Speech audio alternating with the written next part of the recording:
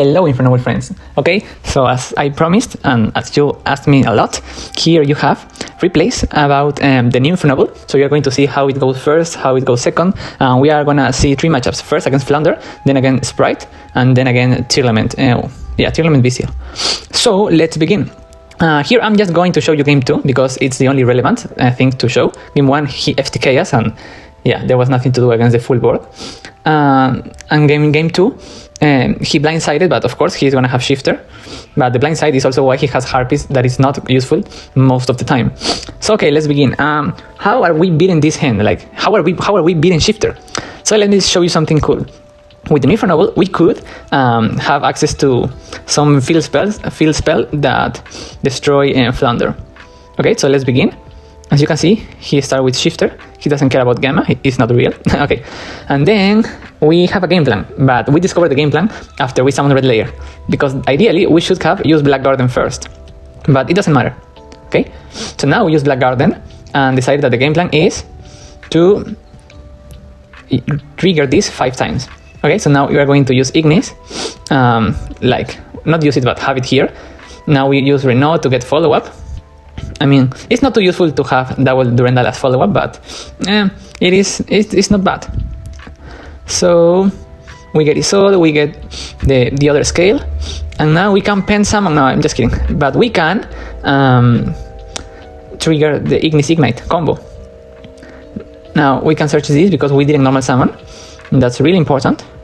And then we trigger the effect and summon this guy. And he's gonna be a tuner. Why are we summoning this guy? Well, we don't have to summon Majesty because we already have the Garden. That's the main reason. So now we keep triggering Garden. And now we summon a Squeak Knight. Okay, and the combo is complete.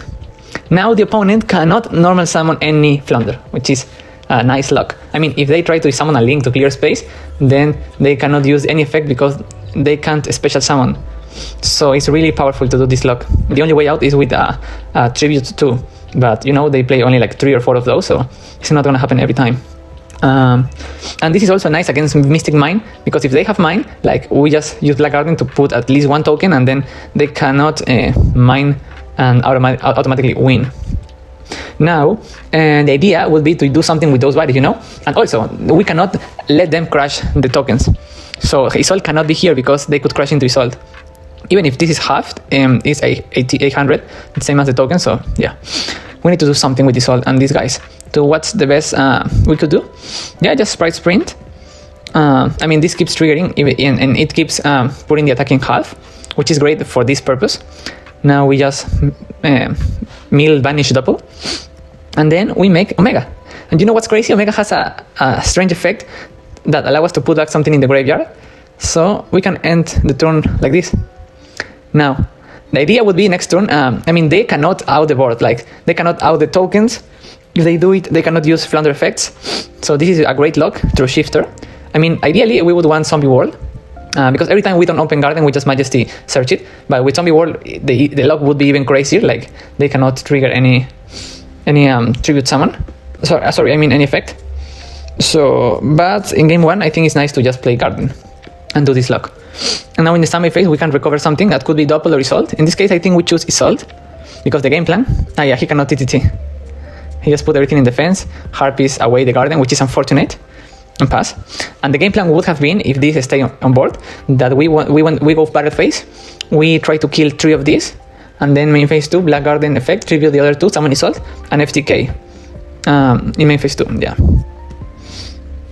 So now we can only now we didn't open good, and like I told you, double the Durandal is not a good follow-up. But the thing is, if this lock works, then this also works because we don't have any rush, like unless they top the good, we can just search and do nothing, you know? Search and pass. Because guess what? Now Omega can trigger again. It can put back maybe the Black Garden. I think that's more useful. And we don't want to use the Vanish effect in the main phase because TTT. Yeah, he showed that. And now he tries to crash, but yeah, this was halved, so it doesn't matter. Yep, so they cannot out this yet. And now we can full combo and win because, you know, we have Connector, we have Double Extender, we have Black Garden in Graveyard. Yeah, from here it's just GG. I'm just gonna fast forward, like, the moment we see they have no hand drops is 100% GG. How can we out 5 bodies? Well, we have Trishul out 1, Fleur pop 1, Charles pop 1. So then they would only have 2 bodies. I mean, if we try to full combo, but Girfit also get rid of a token and the shifter and deal some damage. So maybe we don't need to full combo, you know? We just need to put enough damage on board. And that's exactly what we are trying to do here. We just out something. Yeah, usually Trish is a tuner, but not here. Then we freestyle a little bit. We use those tokens, go into Riser, summon Calico, and yeah, this board is weird, but you know what? It's game. That was AK on board. And then, yeah, I think that's it. So now against, okay, this is where the good stuff begins, okay? Flunder, it was cute, but here, let me show you what can we do when we go second, okay? So, let's go begins, and they full combo. I mean, we didn't open any hand trap, but it's fine because they had TTT. And now they just performed the entire combo. And as you can see, we open okay. Like we have 1 Ignite, 1 Majesty, not the ideal card to open. DDR that is not live now. And then we open other Ignite. So are Ignites good or bad? And what does the opponent have? We know they search the trap. So they have at least 1, 2 Omni Negates because Elf, 1 Steal, 1 Bounce. So at least 4 interruptions. And then they also had the Bestial, man, 5 interruptions. This is pretty strong. With 6 cards against 5 interruptions. How can we do something? Alright, let me show you. So my game plan is pen summon early. Yeah, because the second, like we use 2 scales and pen summon monsters, we can like bait a lot of things. The bounce, the second toad, maybe even the first toad because we have this that is bigger. And of course the steal. So yeah, we start with Ignite, which is the missing piece. And because it's the first card that we use, they try to save the negates. Maybe they are afraid of a gamma, I don't know.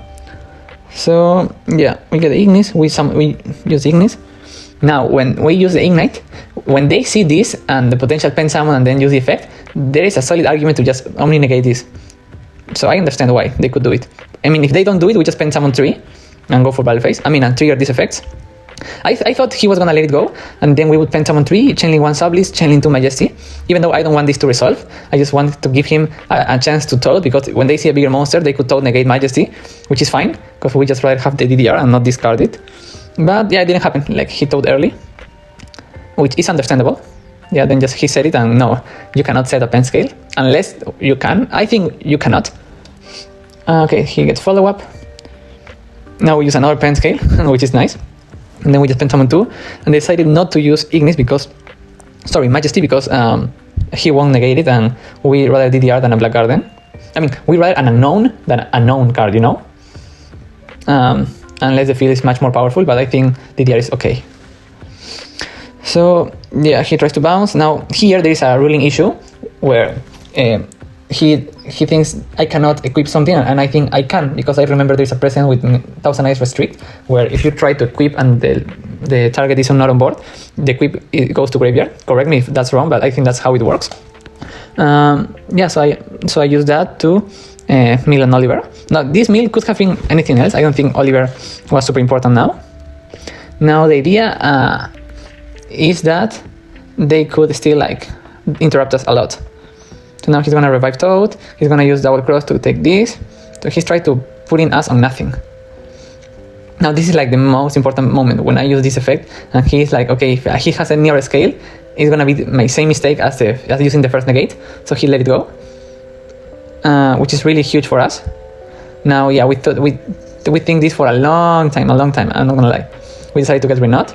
I mean, the idea would be to have a second of this, because now Ignis triggers, and if we have a second of this, we just summon this, Battle Phase, kill Toad, and we would have been clean. Then maybe normal summon and full combo with 2 extenders in hand.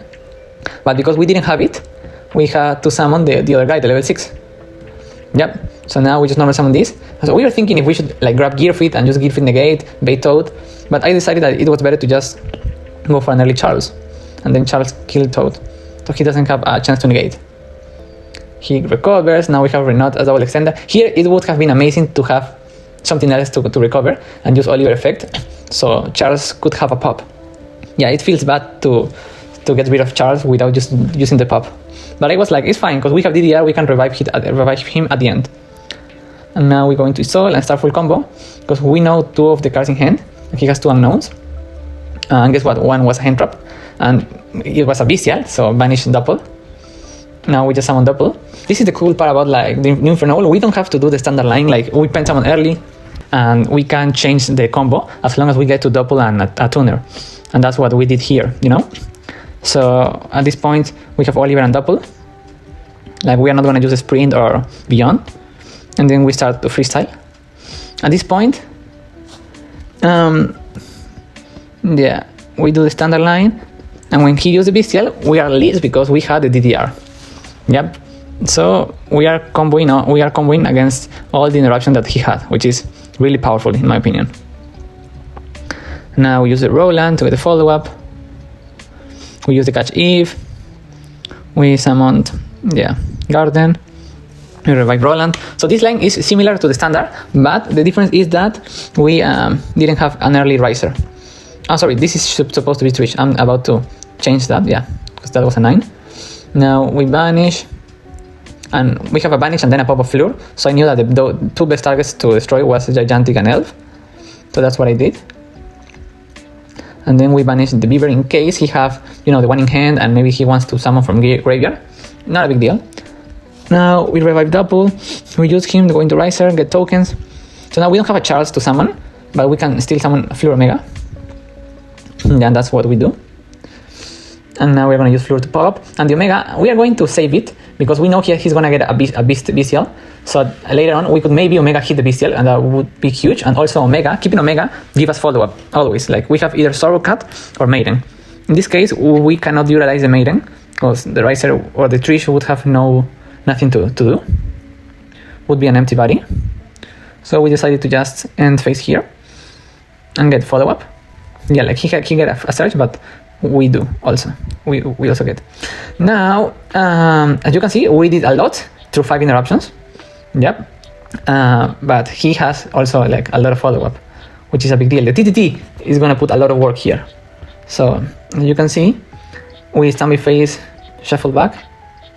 He was thinking if he should like Bestial now before Omega could hit Bestial, but then we could probably Fleur negate. Yeah, then that's how it goes. Now here,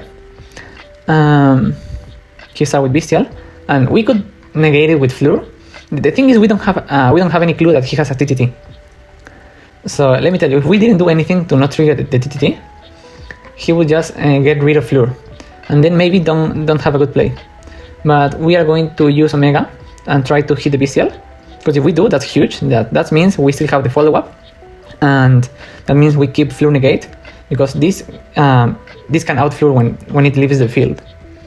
And what happens? We miss. Yeah, we hit the Beaver.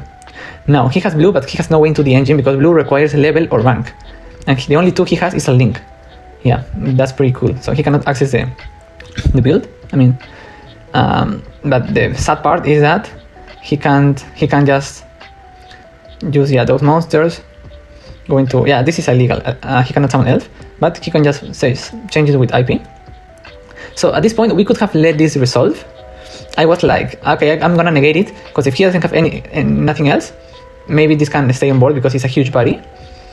But I'm gonna lose because then he TTT this, yeah, which is unfortunate. Then he just pop and GG. So what could have changed here if we let this die? Maybe he just draw 2 and maybe have more gas, or maybe if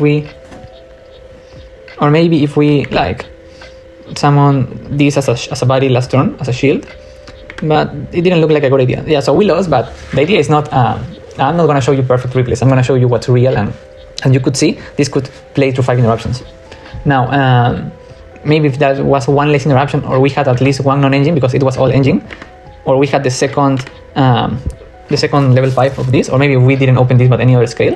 Yeah, the things could have been different. But this is just a showcase of how to sequence, how to freestyle. So I hope you learned something.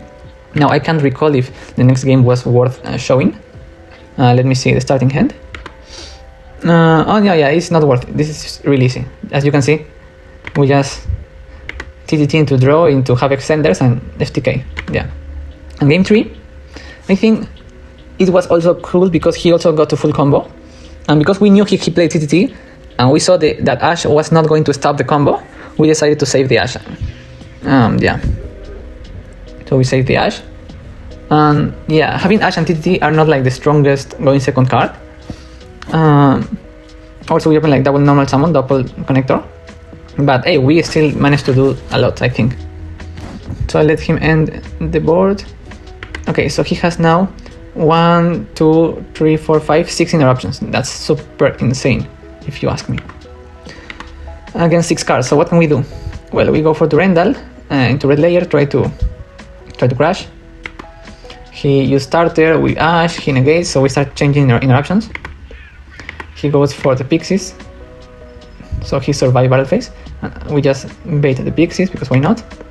And now we made a misplay. The idea would be summon Flint, go into Sol, he totes negate, and then we TTT draw into something good. But because we summon Connector and he toad negate Connector, we have a monster, so he can still summon toad back immediately, which means no TTT. So yeah, we had to bait even more into the TTT. And yeah, TTT could have made a difference, but we needed like 2 crazy draws, and we didn't get them. Yeah, he got to use both toads. The idea would be to draw into a Dark Ruler and then negate the Elf, so there was no second toad. And with this hand, we could do something, but yeah, no, because we already used Durandal. So that's just a showcase. So it was 6 interruptions, but still we have a real chance to win. If maybe the second cards were not as shitty, but more stronger cards. So yeah, I think that's a good replay for you to learn. And now the last, the 0 element matchup. So I have like 2 replays. One is where we just go first every time, because this is not a rated, this is testing with my partner Kenny, shout out to him. The idea would be to just showcase how good is it going first against hand traps. So in this case, he's gonna like add a free imperm, but the idea is that he wants to use Haviness, yeah. So here we are facing the Bestial, the imperm, and the Bell. With this hand, as you can see, it is okay, I think. The connector is crazy, but then we also have this. We just cause the DDR because that makes Gearfit live. We take the Bell, and we see the imperm. And the idea would be like to simulate that most people maybe still think that imperm on Isol's second effect is correct, but no, they have to use it on first effect. I mean, but the idea is to simulate a game 1 where the opponent doesn't know where we play Ignis or Ignites, and this doesn't show it. So yeah, now we get imperm on the second effect.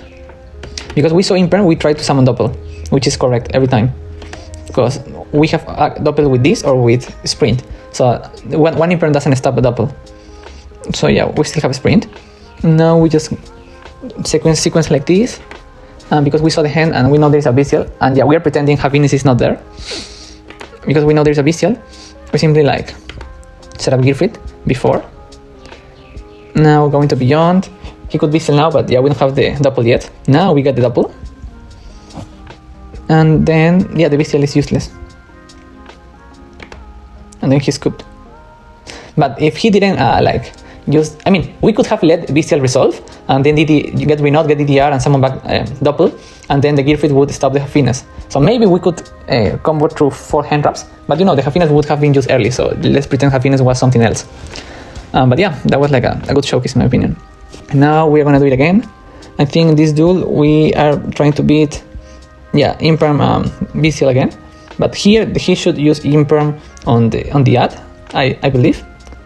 I don't remember the testing. Yeah, he uses it on the ad, but the result is pretty much the same. I think we still full combo through that. Yeah, we get Ignis, Isolde, into Beyond, into the Scales. Like at this point, we know we don't need Gearfit because... Oh, sorry, we don't know, we didn't have hand knowledge. But we are deciding that if he has a Bestial like he did last game, we can beat it without Gearfit, so we don't want to commit Gearfit before. So yeah, and this is gonna end on the full board, but with 1 less Omega Rip and with 1 Gearfit, replacing the Omega, which is good, I think. So I think that's still an FTK. Let's see how it goes. So now we get the DDR. We get going with the standard combo. I think this is pretty standard. Oh no, sorry, this is not a standard at all. Yeah, we're freestyling. It could have been standard. We decided to freestyle. If you want, you just go slow the video or pause. I'm not going to explain the freestyle here. You just have to see it. The idea is that we still get a lot of interruptions in a different way. We get Roland there, the tokens. We decided not to make Floor. We make Omega, we hit 1. We make Floor now. So we ended on Gearfit Floor against 3 cards. This, the Bestial, and the draw for turn. So if he draw like a 3 element, then we are cooked. Oh yeah, we pretend that he draw me a true element. But I mean, we're not cool, but this is life, you know? He just branded, we flew negate, and then this is not baiting anything. And then merely like can trade with Gifford, like any mill, any graveyard effect. So yeah, no matter how he sequenced, it was game anyway. We Gifford negate. Now, yeah, the idea would be to flu negate any graveyard effect. And again, now I think we don't change anything. He just opened 3 hand traps. And this is like a game tree. And then we just full combo through those. Because yeah, we saw Bell into Hafinas. Sorry, TTT into Hafinas and then full combo through Bell. But now I'm just gonna show something really funny that you should know. Like if you are facing Bell, please do it like this because yeah, it's cool. You know that the choke point would be when we try to revive and doppel. Okay, let me show you what happens when he does that. Like at first we could not get DDR to stop it, but there is another way. He just Bell, and then we just use it again because the same as the ignites against Ash, this is not once per turn. Yeah, so then it's GG. Easy GG. I hope that comes up sometimes for you. It's gonna be really funny. Now I think we're pretending, okay, if he didn't misplay and save the Bell for later. The idea would be that we have to summon Gear Fit before this gets a good trade. So I think that's, yeah, now, before we try to revive Sorrow, because then we have to combo really differently and freestyle into a worst end board. And because we're going to loop 2 or 3 cards, it doesn't matter. Yeah, we're gonna loop 1 and then double Omega. Yeah, so it is totally GG. Like it doesn't matter that we didn't make Roland. Yeah, double Omega, both. And that's it. Now, this is like the best part of the video, showcasing how to go second against Tearament. I mean, we have Dark Ruler, but trust me, this didn't matter. It is a bad call. This was in the main deck, but I was just testing random tech. And yeah, Dark Ruler is not it. It could be good against other matchups, like Spright, but not against Tearament. I don't recommend it. Okay, so we let him full combo. We just try to pay attention about the cards in hand and the cards in graveyard and the mana of interruptions. So we're going to check all of this at the end. So I let him finish the combo. Let him finish. Okay, he finished. So what does he has? 1, 2, 3. I mean 4 because this also pops. 5, 6, 7. So 7 interruptions. Yeah, he has them early. So now, yeah, more follow-up. Why not? Now we use the Dark Ruler, which would mean that now we only have to pay attention about 1, 2, 3 interruptions. But no, because you know what? Solic makes this live again, and then this gets another fusion, so this becomes like 3 interruptions. So it's not only an imperm, it's an imperm on crack. So how do we sequence if we try to play around a negate, a pop, and a D crow? I don't know why he's pointing at our hand. Yeah, so we -1, that's not too cool. And then we summon these to recover it. So I decided that the best play was to normal summon double. Now here, yeah, he probably should have maybe popped the double. I think he didn't because he wanted to wait. Yeah, he wanted to trade the 2 for 2. So he was like, I want to have value of my DD crow. So I should just wait. Because yeah, he has a lot of interruptions. He can't wait. And he can't feel safe. Like if he do this now, then he cannot use this as a pop. Yeah, or if he do this now, then he's not getting nothing just to get this, to get to shuffle. So he's trying to maximize the value of his interruptions. Well, that means we can go off. Yeah, he then tried to negate the Marcher, which is understandable. Like, yeah, we could grab the Oliver for free, and that's like the highest level because this is just 3, 1, 1, 1, 1, but it was a 4. But I think maybe he just wanted to trade into something, so then he could get the other 2 interruptions. Yeah, that was probably the main purpose. So now he can, yeah, recover and get a fusion and get the spin. He's gonna spin Marcher. Maybe he was afraid of a Herald, that could happen. Now Kid Kalos into Dracostepelia. Now we use his soul, he let the surge because again he has still 1, 2, 3, 4 interruptions. So he can wait. Also I think he knows we are not playing like a unicorn access code package. So he just let this resolve, try to disrupt us later on. Now here he used a Bestial, mainly because he wanted to have the double pop ready. Yeah. So now he has a double pop and a negate. So what we do here is, so we were saving Oliver. I mean, we could have used Oliver in Isolde way before, so he's gonna be protected from any of these two monsters. But we are not using it because we think he could pop the doppel when we try to revive him. He knows the DDR, so we save Oliver for that. And here we're gonna make a synchro 4. Cupid Herald would be nice, but we were not playing it in that moment. Right now I'm testing Herald and just one Isolde, and yeah, it could come up like here. So anyway, now Cupid becomes a 5, and here is when we DDR.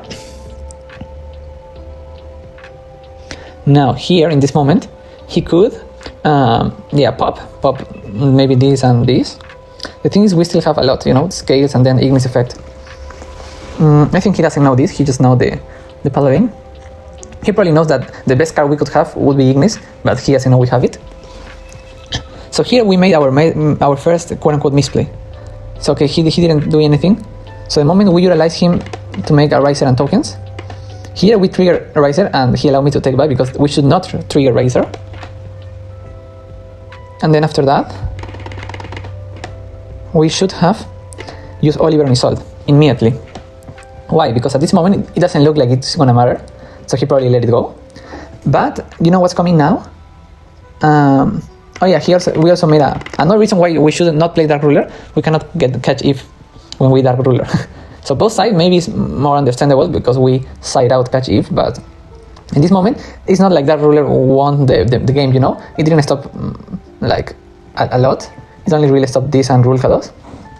So it was not worth to change the L2. But yeah, so now we don't have L2, we're going to correct that. I think here we realize it, and also Trishula was not a good idea, so he let me take that back. Yeah, because I forgot about this being an imperm. So the idea would be to raise 3 tokens into Fleur, because he trades with 2 interruptions. So we summon it, and he could pop something, so he has to try to negate him or pop it. So he tries to pop, we Fleur negate, he Draco negate. And here is when the Oliver makes all the difference. With Oliver here, we could have kept the Isolde on board, and then he has no more interruptions, and we had Isolde and Scales, and that's all we need. Because we didn't do that, and that was like too much to take back. We just went into Gearfried and Summon Majesty and get Garden, and when Garden Gearfried control, because yeah, Garden like halving the attack and getting as monsters is also annoying. But yeah, we didn't win, of course, he has a lot to push through. But if we had Isolde, we could have done a lot more. Like, we could have kept the double loop. I'm pretty sure about that. And yeah, those were the replays. Just to show that they can go second, you need to learn how to freestyle a lot. Every time you open like the one Majesty, the one Garden, or the one Doppel, those can be really powerful tools if you know how to use them correctly. Like this could revive Connector or Isolde early on. And yeah, the Majesty could be a normal summon after Isolde gets negated and extending to beyond, so you have a lot of possibilities. Yeah, this is by far my longest video of the Infernoble, but I think you needed to learn these ideas. So yeah, hope you liked that. I think the next video have to be about just freestyle combos and what to do with awkward hands, because any hand, like as long as you get to Doppel and a tuner, you should do a lot. So thanks for watching. Hope you learned something here in all those replays. Let me know if you like this. Let me know if you saw like a better line in any of the replays that we could have done to push more. I don't consider myself an expert on the deck yet. I think I still have to learn a lot of routes. The other day I combo against like what player? Maybe a flunder. I don't remember the matchup. No, yeah, against Drytron, and I ended on 4 interruptions through some hand traps, but I could have ended on 5. And then I went back into the replay and saw my mistake, and yeah, I think the freestyle can be really hard to do here. So yeah, that's everything for this video. Hope you enjoyed, and see you in the next video. Like it if you like it, and comment me please any thoughts that you have on the build, on the combos, on the sequencing, on what do you want to learn now. And that's it. Goodbye.